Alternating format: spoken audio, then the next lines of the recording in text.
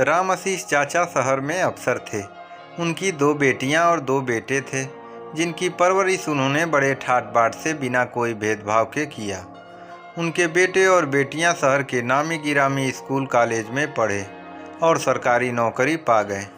बेटियां तो पराई होती हैं, शादी होने के बाद अपने अपने घर संभालने लगी। अब दोनों बेटे शादी को बचे थे। रिश्ते तो काफ़ी आ रहे थे शादी के, पर लड़की देखा देखी होने के बाद अक्सर कट जाती। बड़ा बेटा सुधीर बाबू का डिमांड था कि लड़की पढ़ी लिखी हो और नौकरी भी करती हो। खुद तो शाहरुख खान था नहीं, पर मन में दीपिका पादुकोण जैसी बीबी की लालसा लिए बैठा था। खैर, चाहने से तो भगवान भी मिल जाते हैं, तो बीबी कौन सी बड़ी बात थी। मिल गई मनपसंद लड़की तो विवाह भी हो गया। दोनों मियाँ बीबी शहर में ही रहने लगे। 2 नौकरी से पैसा आने लगा तो घर बनने में भी देर न लगा। बच गया छोटा बेटा, वह तो अपने भाई से भी 2 कदम आगे निकला। साथ काम करने वाली एक लड़की से शादी कर सीधे चाचा चाची के आशीर्वाद लेने आ पहुंचा। रामआशीष चाचा थोड़ा कसमसाए, लेकिन चाची के समझाने पर मान गए। ऐसी करनी के लिए अपने छोटे बेटे को मन से उतार चुके थे चाचा।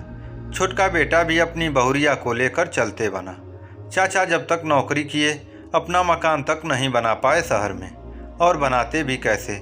सारा पैसा तो बच्चों के परवरिश में लगा दिए थे।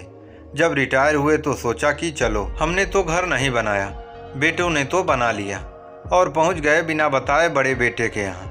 बड़ी बहू और उनके पालतू कुत्ते ने उन दोनों को पहले थोड़ा तजवीज़ा, फिर घर में प्रवेश हुआ।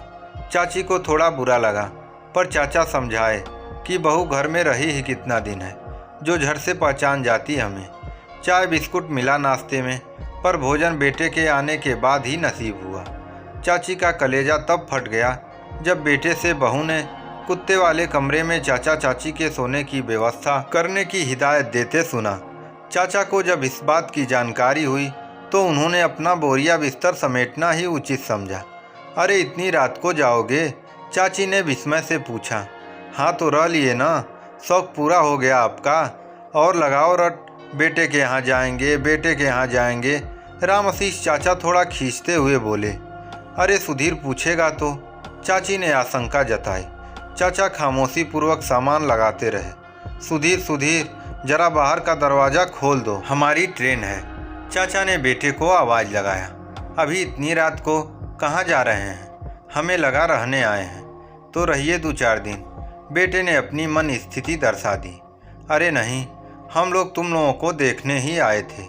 देख लिए, अब क्या करेंगे रहकर। जा रहे हैं, ये देखो ट्रेन का टिकट। रामआशीष चाचा ने आने वाला टिकट आधा छुपाते आधा दिखाते कहा। बहू कहाँ है? तनी आशीर्वाद दे दें। चाची ने घर में झांकते हुए कहा। वो सो रही है। सुधीर थोड़ा असहज होते बोला।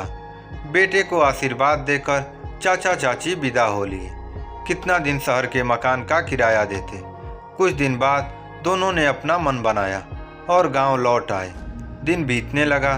दोनों खुद बनाते खुद खाते और आपस में ही अपना दुखड़ा सह लेते। एक दिन रामआशीष चाचा सीढ़ी से फिसल गए, पैर फ्रैक्चर हो गया।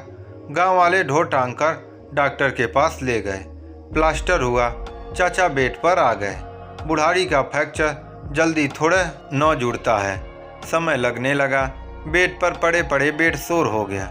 पूरा कमर और धीरे धीरे पीठ के तरफ फैलने लगा। स्थिति चिंताजनक होने लगी तो चाची ने अपने बेटे बेटियों को खबर भिजवा दी, पर बेटों को फुर्सत कहाँ थी। किसी तरह फुर्सत निकालकर एक बेटी आई, तब जाकर मलहम पट्टी का काम सुचारू ढंग से होने लगा। चाची भी पति की दशा देखकर मरियलसी होने लगी। कमजोरी इतनी हुई कि चाचा की याददाश्त शरीर के साथ कमज़ोर पड़ने लगी। कभी अपनी बेटी और पत्नी को कभी पहचानते कभी नहीं, पर जब भी कोई गाड़ी की आवाज़ या किसी मर्द की आवाज़ सुनाई दे तो पूछा करते, सुधीर आया क्या? चाची जल भूनकर जवाब देती, नहीं जी। जब तक जागे रहते बार बार पूछते रहते, लगता है आ गया मेरा बेटा, आ गया। चाची कभी रोते कभी झिड़कते बोला करती, ना जी नहीं आया है। चाचा बोलते, आपने बताया, खबर भिजवाया, जानता अगर मेरे बारे में तो ज़रूर आता। बेटे का आस लगाए चाचा एक दिन चल बसे। चाची यह आघात सहन न कर सकी। उनके शरीर पर लोट लोट कर रोती हुई वो भी चाचा के साथ चल बसी। यही शाश्वत सत्य है कि एक माता पिता अनेक बच्चों को पाल लेते हैं, लेकिन अनेक बच्चे मिलकर भी एक माता पिता को नहीं पाल पाते।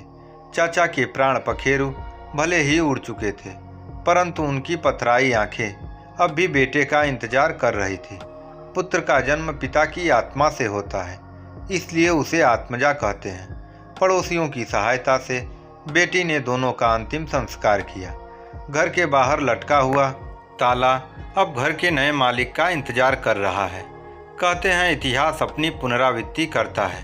शायद इसी बाबत ताले को भी सुधीर के बुढ़ापे का इंतजार है। यह कहानी हमारे समाज में चल रही पिता के प्रति पुत्र के सोच को बताती है, लेकिन हमको इन बुराइयों को समाप्त करना है और समाज में सभी पुत्रों को पिता का सम्मान करना सिखाना है। आपको यह कहानी कैसी लगी? कमेंट बॉक्स में ज़रूर कमेंट करें।